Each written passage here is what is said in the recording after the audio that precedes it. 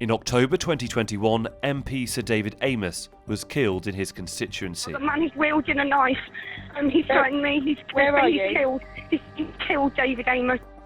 It shocked the country and raised concerns about just how safe our elected officials are. So what security measures are in place for MPs, and has Sir David Amess's death changed anything? Attacks on MPs are far from rare. In 2000, Liberal Democrat Nigel Jones was at his constituency office in Cheltenham when a man attacked him with a samurai sword. Jones was seriously injured but survived. A local councillor, Andrew Pennington, was killed. In 2010, Labour MP Stephen Timms was stabbed in the stomach twice by an Islamist extremist during a surgery in East London. He survived the attack and is still MP for that area. We shouldn't use this as an excuse to close our doors and not be available to our constituents. That would be the wrong reaction.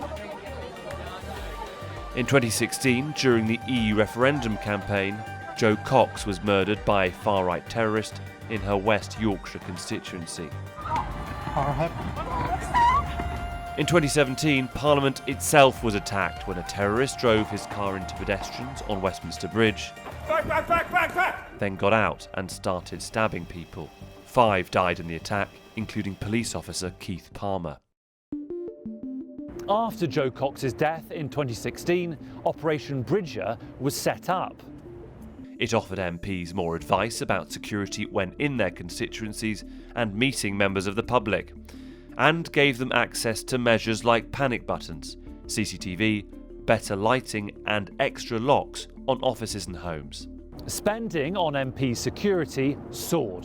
£2.5 million was claimed for security in 2016-17, up from just £170,000 the previous year. After Sir David Amess's death, MPs were offered extra security guards, and the terror threat level was raised to severe. The truth is, MPs are still vulnerable in their constituencies because meeting the people they represent is at the heart of the job.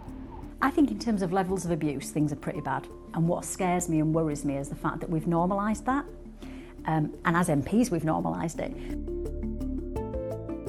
Social media has changed the lives of politicians. They are more accessible to constituents, but easier targets too. Politicians have reported receiving increasing amounts of death threats and abuse online in recent years, especially if they're women or from an ethnic minority background.